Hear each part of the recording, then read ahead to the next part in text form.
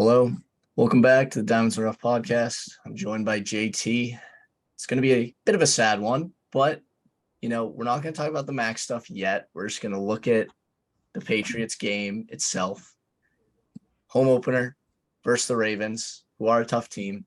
They lost 37-26. I was there. It was tough. JT, opening thoughts. Now, obviously, ignoring the obvious one at the end of the game. I actually think we played pretty well in the first half. Like the first half of the game, I felt really good going into halftime. I was like, if we do that again, we can just play like we did it one more time like that. And I said it was honestly going pretty well. And then a couple turnovers happen. The game kind of gets away from us. Then I had texted you about this after the game, and I was like, right at the end, we were down by less than a touchdown. We went to the red zone twice, and both times we turned it over. So you're just not going to win a football game like that. It's not possible. No, moving the ball is not the issue. Can I rant a bit? Go ahead. Little mini rant here. Kendrick Bourne had 18 plays. And he had 20. I saw 18. It's okay. It was just two more. It was 20. Okay. 4 receptions, 58 yards, and 2 of those receptions helped get a field goal before the first half ended and were huge. I believe Lil Jordan Humphrey played 83% of the snaps or something. He had some balls thrown to him and just looked lost.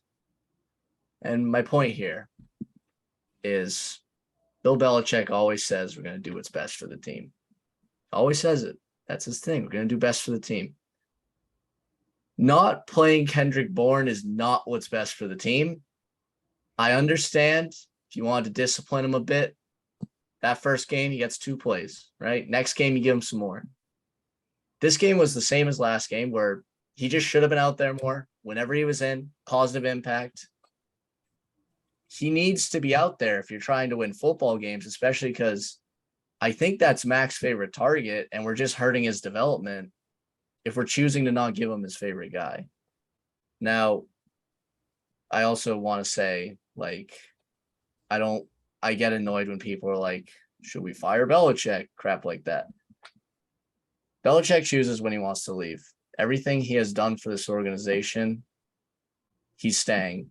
And I don't care if he is hypothetically washed. I don't care.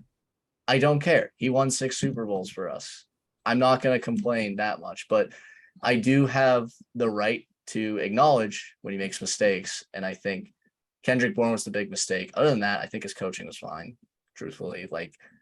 Even though Lamar had a hell of a day, I felt they did an okay job containing him. And it's just turnovers. You can't win with that many turnovers, and they moved the ball fine, which is the turnovers. All right. I have 2 notes kind of bouncing off what you said. First one, because you just said Lamar's name. You can only hope to contain him. You can never fully stop him. You will never stop Lamar. Now, he might, once in a while, he's going to have a bad game. It's inevitable. He's the MVP right now. He's the, front runner for that. So, he's getting his money. He wants that money, all right? That's me, baby. I called that. You did say well, it's that. not done, but. So, there's that first. Second, what we are doing to Kendrick Bourne is a crime because he plays so well when he's in the game. And I saw what in Belichick's defense, I saw what he said about Lil Jordan Humphrey or whatever. And he was like, it just fits our he's a good in between of the 12-man package where it's 2 tight ends and the 1 tight end package. So they can run the ball because he's built like a tight end. So they basically just throw him in there. So okay, understandable. But why are you doing it so much? He doesn't need to play all the snaps he's getting. Maybe you're trying to fake a look like you're going to run the ball and you're not, but Kendrick Bourne needs to be getting more of those snaps from him. If Lil Jordan Humphrey's so good, why isn't he on the team? Why is he on the practice squad? Answer me that. I'm not having that. Okay. He just came out of nowhere. And now he's just playing all the snaps. The 2 roster decisions that absolutely baffle me is 1, Lil Jordan Humphrey, the Kendrick Bourne thing. Why is Tavai playing so much, dude? He's No, he's not, no. I'm sorry, he's not that good. Like, great special teamer, have him on the team, cool. He shouldn't be playing as much as he's playing. Is He there just gets another cooked out linebacker? there.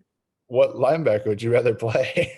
Like, who's not playing would be my question. I would rather literally put Jabril Peppers at linebacker if that's what it is. Like, I don't like, Okay, well, you know what I'm saying? Like, it's just no, that's hard to do when you have Kyle Duggar out though. Like, which was clearly a big loss because there were multiple Lamar Jackson runs where Duggar's making the tackles. And he's leveling Lamar. I saw WEI say he can't keep up with him. I'm like, do we forget like Duggar's like just one of the most incredible athletes in the NFL? Like, stop. Took punt returns for a while, still does. Just is Yeah. too injury prone for that. Yeah, no, I mean, I was one like, why does Duggar not do returns? And then he did it. Great return, got hurt. I'm like, okay, that's why. My fault. Never again. Never doing it again. He is way too important to be taking punt returns when we have rookies. Why is Jack Jones, whatever Jones corner was gonna take punts or he did in college? Why is he not taking more? Well, Why is Marcus Bryant taking our punts? Miles Bryant, yeah. Marcus Jones doing the kick returns now. But yeah, I mean, he's a specialist. It's literally what he was good at in college. Why are we not doing it more in a game? He actually did mess it up once, so Belichick's probably like, maybe not. I think he muffed a punt or something. That was Miles Bryant. That was Bryant. Bryant did it again. He they come back to him. But look, I mean, I like him. Like, when he gets it, he usually does well with returning, but it's similar to the you're gonna have to remind me of his name if you know it. Chris Harper, Broncos game. Just catch it.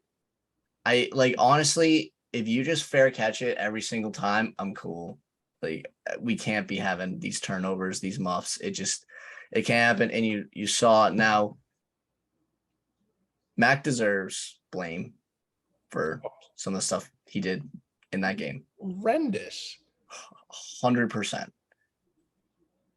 But I tend to be a glass half full guy when it comes to quarterbacks developments, right? I think I've always been like this. I was one defending Trevor Lawrence a lot, which he's looking very good. He's looking good. Year three has really been big for quarterbacks. Yep. But I will also say year 2, if you don't got it, you're not it. That's like the trend. Josh Allen is like the guy who looked bad the longest, who panned out. And by the end of year 2, you were like, okay, there's something here.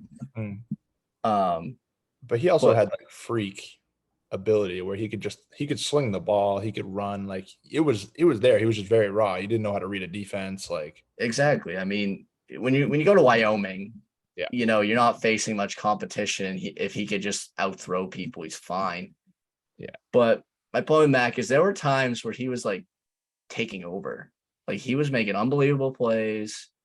And, the scrambling from him was great. I know it doesn't look the cleanest. It doesn't look great.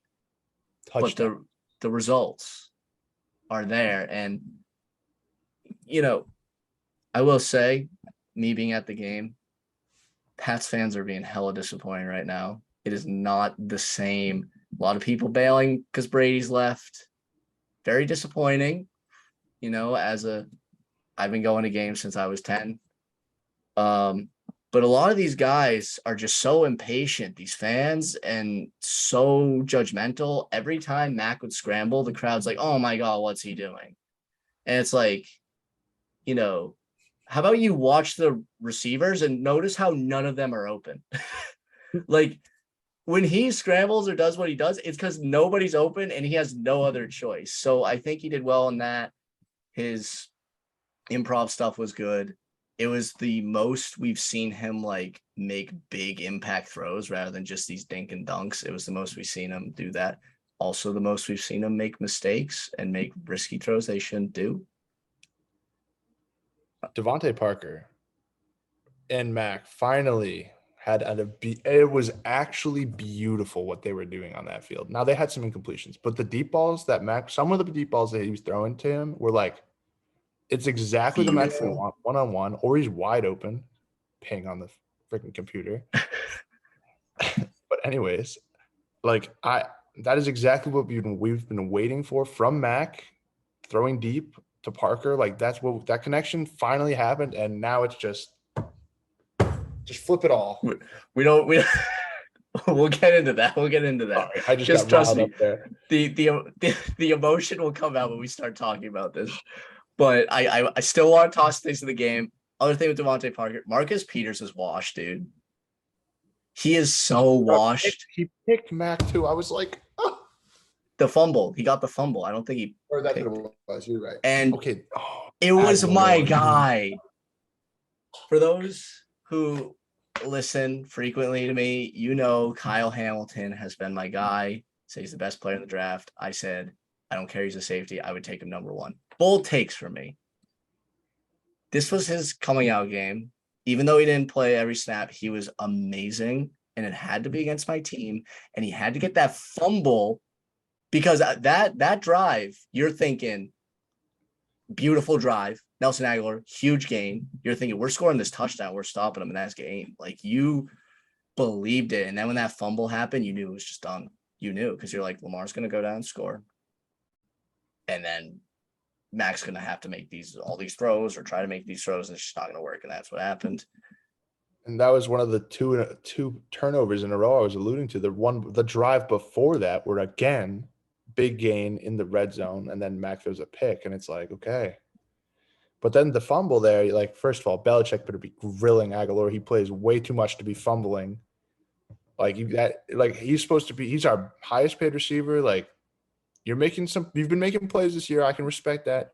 You need that. That is like, in that situation, the first most important thing after catching that ball, I don't care if you get 0 yards after that catch, you just keep it tight to your chest.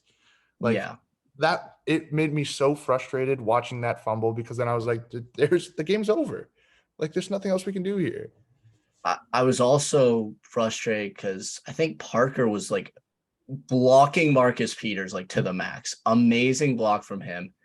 And it was just the ball rode perfectly to him, and Marcus Peters dove and got it. But it was an unbelievable play by him that doesn't get enough credit from all the week 3 plays of him. Kyle Hamilton full on diving, punching it perfectly.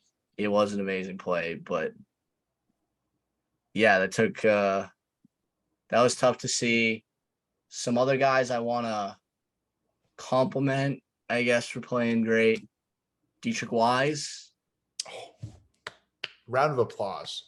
Talk about a Captain. extension. He's got a C on his chest for a reason. He's got a C on his chest. Didn't know why. I understand it now. I didn't know why they extended him. Different player. Fantastic. 2 sacks, right? Do you have 2 or 3? I know you had 2. 3 sacks. Like, that's better production than Judon, and we play Judon way more money. Yeah, Judon. I don't know, but even last week I had a big Dietrich Wise rant for anyone to listen. This week he played even better. He was amazing. 2 more guys, both on defense, of course. You know what? I'll give Ramondre. Ramondre was looking real nice. I'll give it to him. Pass catching role. Very good. Pass catching role. He also, dude, he's just a rumbler. He bounces off people every time he touches someone when he's running. It's incredible. Like, I'm a big Damian Harris fan. I draft him every year in fantasy because I'm like, the touchdowns are there. Like, he's solid. The value always hits. Like, last year, people made fun of me for it, and I was like, 16 touchdowns on your forehead. Don't care. I was hoping for that to kind of similar thing to happen. I'll still be close. He'll probably get like 10 or something because they feed him on the goal line.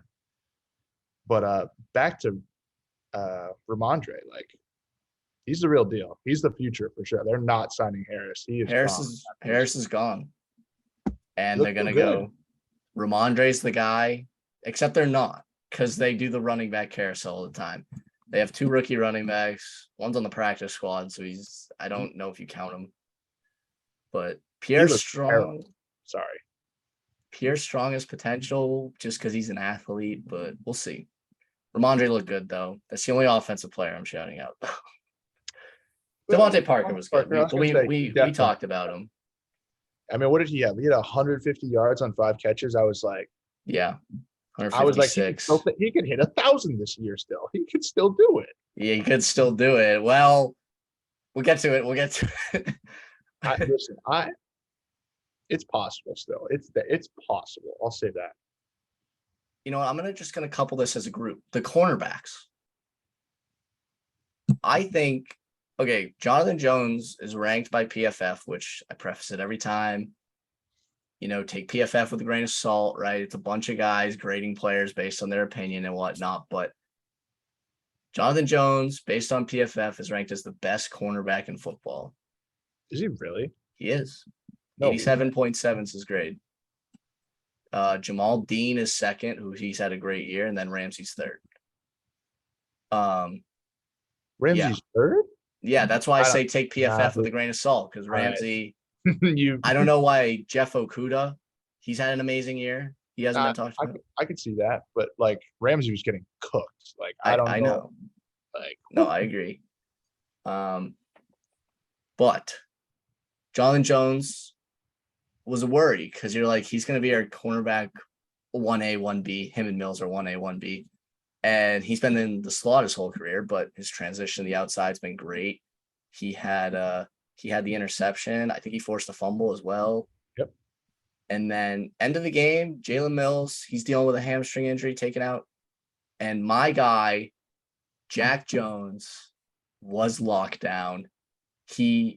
I love him because he's the defensive Kendrick Bourne, where whenever he's involved, he brings that energy. He gets excited.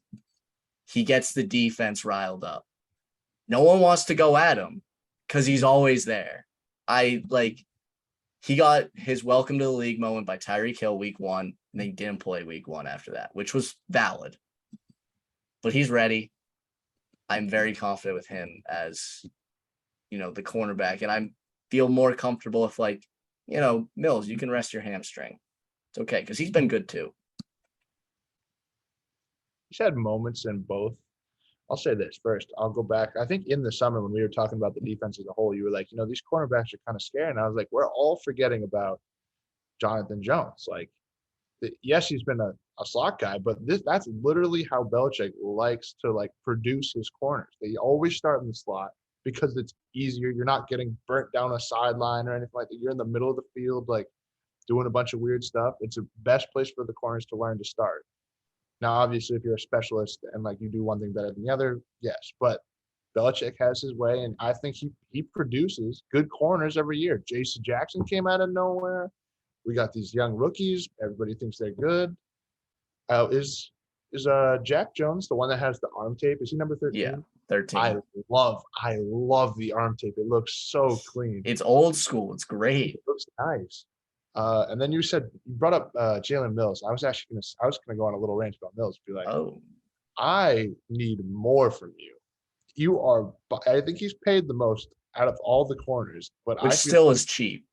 Which is still cheap. You're right, but he's getting kind of cooked compared to some of these other guys. There's a lot younger and cheaper guys that are locking it down. Where I watch Mills, and he's playing the number 1 receiver. And this receiver's doing whatever they want to him because he's just he looks lazy sometimes. I'm like, I need you to get on this guy. I don't think he should have played this week. I think his hamstring was bad, and that's why he ended up getting pulled late, and they just put Jack Jones in there, and it was like, oh, they can't do anything. Ah. It was majority Lamar on the run and Mark Andrews as far as, their offense. Duvernay had some stuff, but Bateman was pretty much contained. I think he might have had one play. That's the Duggar factor. It is the Duggar factor. It is. Makes our secondary so much better. I hate to say it, dude. McCourty might be he was getting cooked. I think the age is there. Because McCourty used to be the fastest guy in the field, and no one would really talk about it.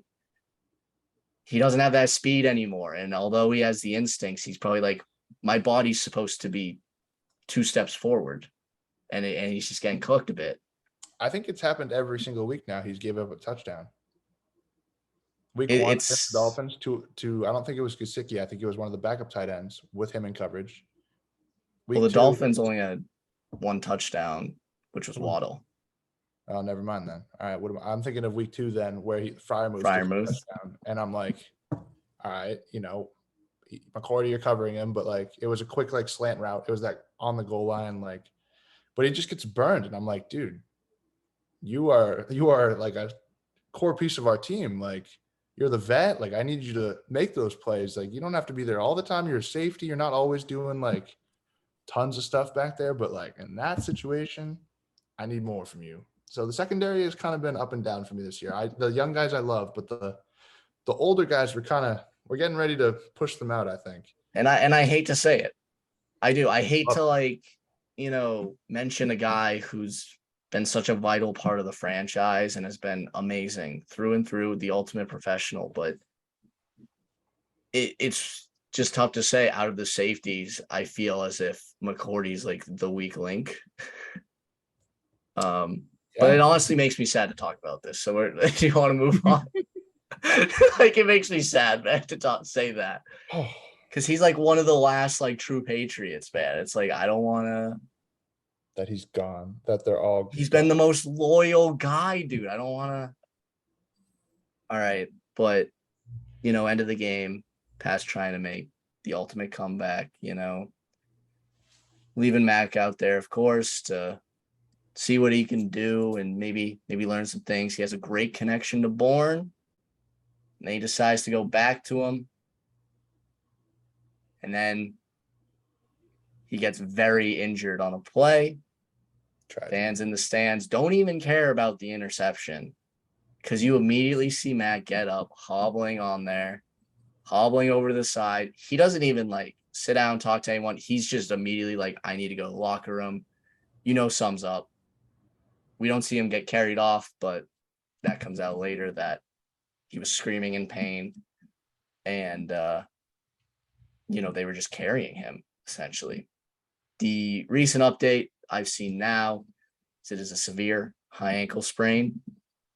Mac wants to get a second opinion, try to make it 6 to 8 weeks, potentially surgery.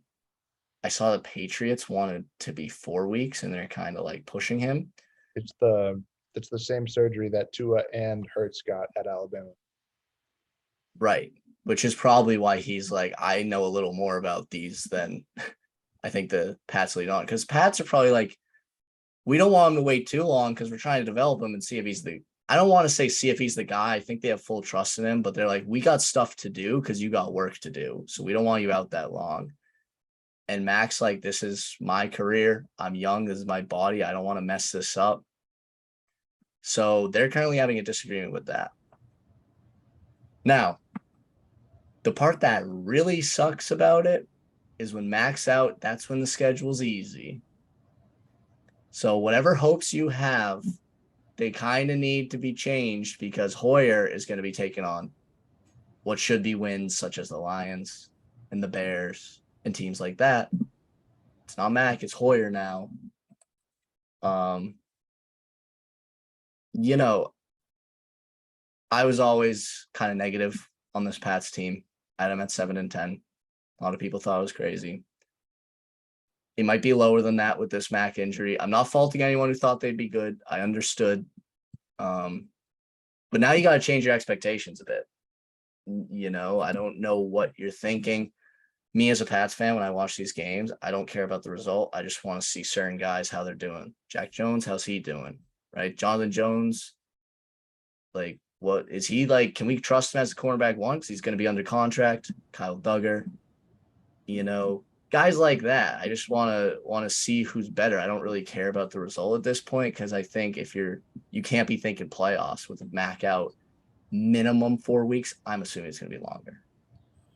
I mean, so all right. So let's say he gets the surgery and it's 4 weeks flat. Like, let's even give him. I think so. If he took 6 weeks off, that puts him at the bye week. So Basically 7. So yeah, 7 weeks. That would be probably ideal for his health. And if the surgery doesn't they're not going to rush him back if he's not ready by week 4. And at that point, they're just probably going to wait. And I don't know, with Hoyer, I mean, listen, we still could win these games against these bad teams. Like, we still have a very good roster, but we did lose our field general, like, who's been running the offense, who everyone loves.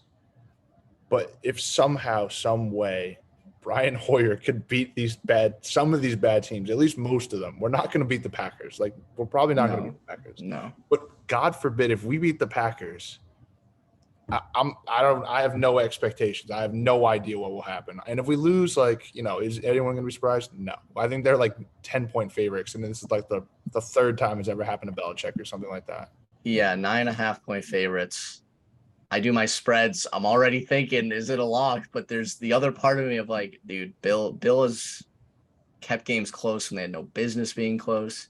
He's won games when they really had no business winning the game. Like, 9.5's a lot of points, but Green Bay coming off a win off Tampa, an ugly win at Their that. offense is not good. Like, our defense could lock them down. I'm going to be honest. Our defense is very, very good. I mean, you got Jonathan Jones covering Romeo Dobbs or Lazard.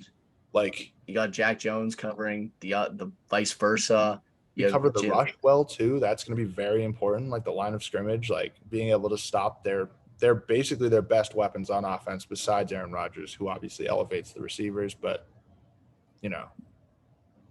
it sucks because honestly, after this game, if Mac was healthy, I'd be like, hey, they might go in there and beat Green Bay and Lambeau, just because I thought there was a lot of good things to take. When you look at week 1, Miami, and you're like, this offense is ass.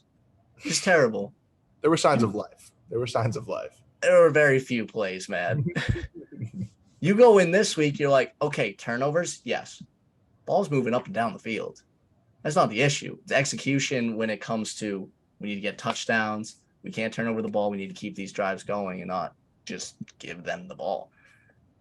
So there was a lot of good to take out of it. And I know you see 37 points for Baltimore, and you're like, you're talking about this defense like it's amazing. 4 turnovers. You're getting scored like that would be 50 on any other team. Like, yeah, and I didn't feel like it was easy for Baltimore ever. I thought, especially early in the game, Lamar was getting frustrated, But the only time Lamar really like had a crazy play was when he just broke down the field, and like at that point, he's doing that to every team. Like, you're not going to stop Lamar and contain him. Like I was saying, you can only hope to contain him. Yeah. Against Miami, what did we do? We kind of locked down Miami. They scored 1 offensive touchdown off of just kind of a random play on 4th down. Before them being stupid, let's be honest. Like they were just being idiots defensively. But like still, like, and then the Steelers, like Najee could not run the ball against us.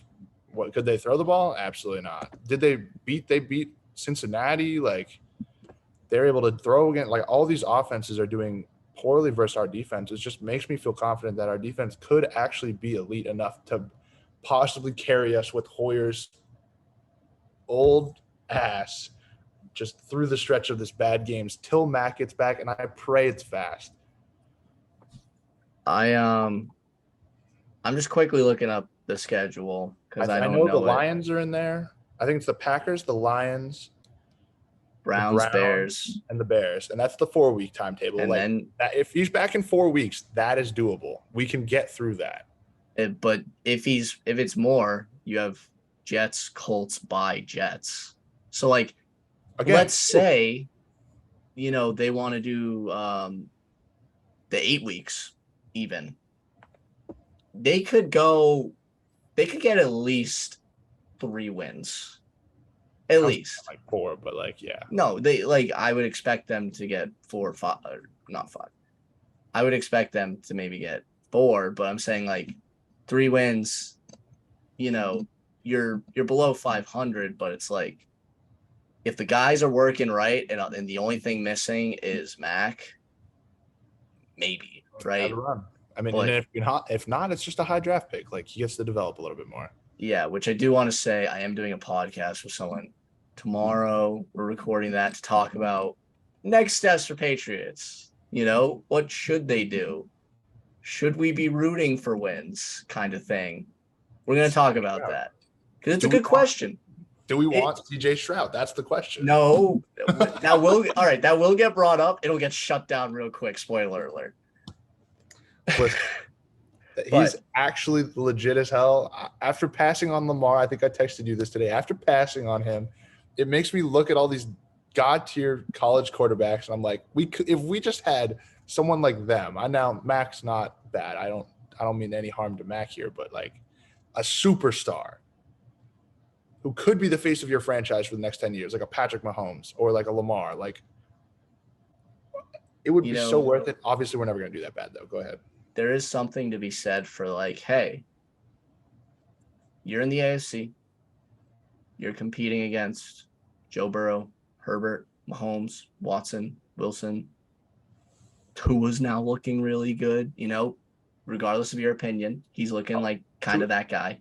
Listen, Josh Allen, didn't even mention Josh Allen. When you look at it, Mac might be the 10th best QB in the AFC. And, you can win a Super Bowl with a top 10 QB, not a top 10 QB in the conference. Obviously there's been exceptions like Trent Dilfer, stuff like that. But Jared Goff to get to the Super Bowl at least. Russell Wilson. Wow, he's my fantasy quarterback. You can't say that. Well, for our first year, he won with the Seahawks. He was a system quarterback. Not hearing otherwise, but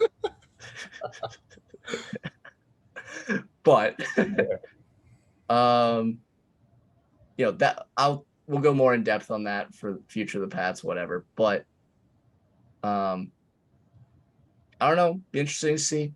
I'm looking forward to seeing what the other guys are looking like. I'm still going to be watching the games. All right. Well, do you want to do a quick prediction on these next? Let's say like we'll do the 4 spread and then the through 8 if we don't have Mac. Like week 4 through 8, no Mac with Hoyer. Yeah. So we're losing to Green Bay. Losing to Green Bay. Home at Lions. You're gonna hate me. Surely we beat the Lions. Come on, dude. It's still Jared Goff. Like it's not. We're not talking about god tier quarterback. I'm in on the Lions, dude. I don't know. I have Amon-Ra St. Brown. I'm in on the Lions. I have him in 2 leagues, not the one that matters. Yeah, he got hurt this week though, so you never know. He did play through it, but Swift got hurt too. So look, he's not playing versus us. That's true. TBD. I'll say win. That's it. Like I'll say win. It could be a win. I'll say win. Browns. Dude, I don't think the Browns are good. They're not. They can't. We always. But they should be 3-0. I'm gonna go win. Brian Hoyer revenge game. Yep. And so Brissett, come on, Brissett's gonna beat us. Like, surely Brissett revenge game. Yeah, like what? No, I just can't with the Browns. I don't buy it. I don't buy any of it. They're not. No. We're going to shut down the run as well. Like that's something we've done really well so far this year. Our D-line and our linebackers have really locked down all the running backs we've played. So like maybe Chubb is going to still have success because he's Nick Chubb, but I don't foresee a world where they're running all over us and it's like, wow, we can't contain them because their receivers are really nothing to talk about. Like they have Amari Cooper and that's it. Yeah. And he's old. Yeah. He has been balling though. But yeah. Then Bears, who could be 3-1 after this week. Don't even talk to me. But no. Not possible. Justin Fields, that's the end of the story. Dude, all these people who thought he'd be good, I thought it was the easiest call out of day one. I'm like, watch him in college. Tell me when he looks at another read. He doesn't. That's what you need a quarterback to do. He's not going to be good. I just thought he was like, listen, I think he could learn that though. Like he just had an arm and he's mobile. Like he had the intangibles you can't teach a quarterback to do. But he's got that Josh Allen syndrome where he's like, I really just have no idea what I'm doing out here. For the first, I'm sure he'll be good eventually. Like I wouldn't be surprised. Right now though, he is lost up there in Chicago. I think I saw a stupid stat that was like the Bears have like some record when Fields completes like more than 10 passes or something. It was just like, that's tough. Like they also just lost David Montgomery. Like there's all these running. They never used him anyway. You're right. Khalil Herbert's kind of good too. I actually do like him. Okay, we're at, in theory, 3 wins, 1 loss, Like, which would dude, this is obtainable. That's what I'm saying. put them at 500. Wait, we're +1 there, no? We're 1 and 2. Oh wait, we got 1 loss. You're right. So wait. Yeah, no, that would put us at 4 and 3. 4 and 3. 4 and 3. Okay, I was right. And then after the Bears, it's Jets. Theoretically, is it at home? Um, Is the first game at home or away? it is away. I was gonna say if it's at home, we take that, but it could be competitive at their place. But But that's also the 4th week, so Mac could be back. Okay, but even let's say it's with Hoyer, like they're probably playing what, Zach Wilson at this point because he's healthy again. Are we scared of Zach Wilson at all? No. But their receivers are good though. They do have really good receivers. Garrett Wilson is going to be. Is he okay? I saw he got really hurt. Like he looked really concussed. Maybe you're right. Maybe he's hurt. Why does everybody get hurt before they play us? What is happening? That would be like 4 weeks out though. He'd probably be fine. But I do want to say real quick about Brian Hoyer. I know it's preseason. He did look good. Okay. Just going to say it. I know it's preseason. He did look good. Okay. 2, I think people have this bad memory of when Hoyer played against the Chiefs and he was god awful. You're like, you are in there to not turn over the ball and you turned it over 3 times. I don't think he's going to be like that again. I think he's going to be very safe and he's going to make sure he is not the reason the game is lost. In essence, no turnovers, no big mistakes. Or he's going to try his best at least. Yeah, and I also think it's a bit of a different team where, Parker's not going to be great. I just think he needs a QB who's willing to link up with him like Mac did Sunday. But Myers is a very good possession receiver. Aguilar is good on the drag routes and stuff. If they use Kendrick Bourne,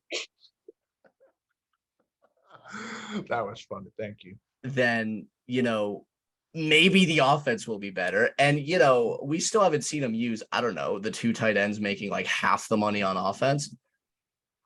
That was all. I forgot about that, dude. Yeah. They're paying them to block. They're paying them to block. Exactly. Dude, I saw one. Oh my. I'm at the game, so I see things like people on TV don't see. They did a running play with, I believe, Damian Harris, and he got 5 yards. Apparently, Jonnu made a great block, but he's heading to the sideline. The tight end coach would look like the happiest guy on the field because of the block he made. And I'm there like, we're paying him how much to block? We're paying him how much to get riled up because he blocks? Well, it's plus. But I would rather you just get another elite tackle and put him in there if you're going to run like that. Like, why? I'm going to get mad. So no. I'm going to get really mad. So we should just wrap this up before it gets... Wait, what was I going to say? Crap. Oh, right. So, there's this narrative about our wide receiver core. And I am so absurdly sick of it. People say we have by far the worst overall receiving core out of all the teams.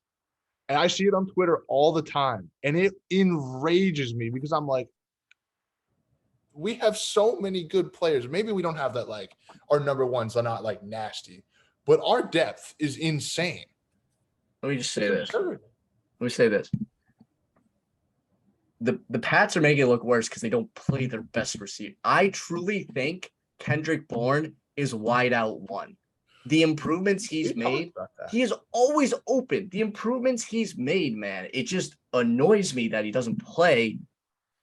I'm gonna like punch a hole through my wall. But man, dude, it's just like I saw a beat reporter actually talk about why he might not be playing as much. People, he was saying that like when Kendrick Bourne plays, like his like sometimes like you have a running play when you're in the game. Apparently, his blocking, like one of the things that was a major knock on him was like his blocking. He did not block, like super lazy. Like I was like, come on, I just can't, dude. Like no. So then it became like they were saying that like who's our offensive coordinator, not named offensive coordinator. I'm forgetting his name. Matt Patricia. They're saying he's in Matt Patricia's doghouse still because of that. And I was like, Get him Well, in the game. Matt Patricia's in my Stop thinking it. doghouse.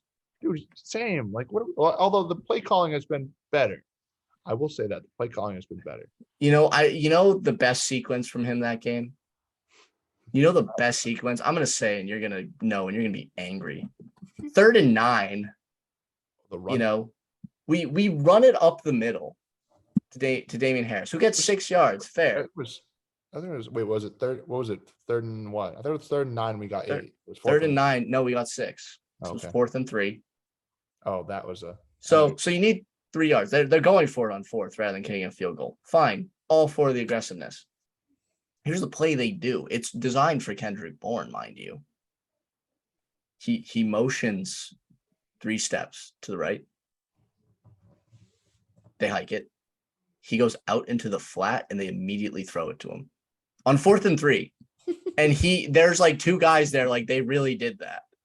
And they just easily tackle him. And the other thing about that play was Devontae Parker is there with Kendrick Bourne, but runs straight by both of these defenders like he's going to catch the ball wide open, no one around him. And but because it's already in the air going to Kendrick Bourne, Kendrick Bourne turns with the field and there's just 2 people like immediately there.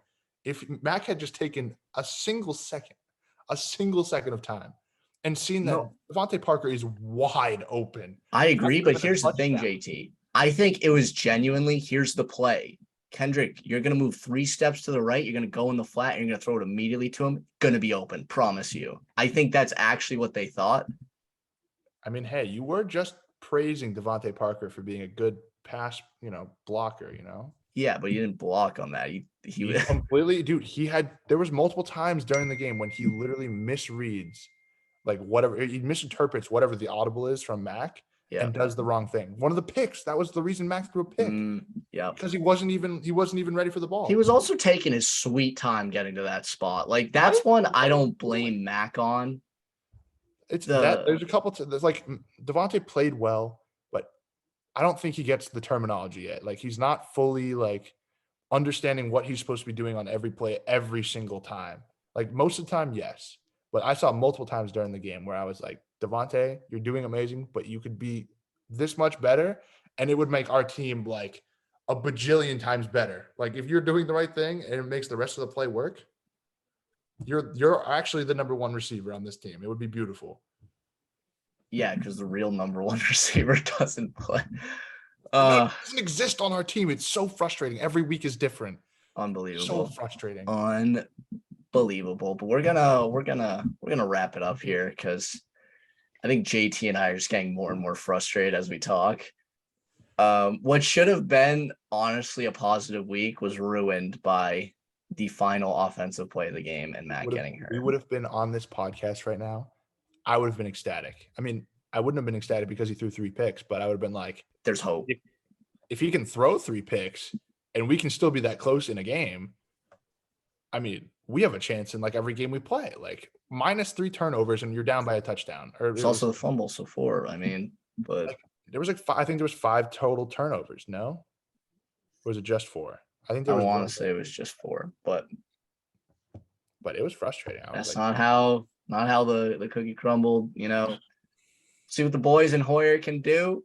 Maybe hold it down till Matt gets back, and then we can see. But JT, always a pleasure to have you on. Appreciate it. Thanks for having me. This was a fun one. A lot of emotion, a lot of entertainment. I hope everyone enjoyed listening.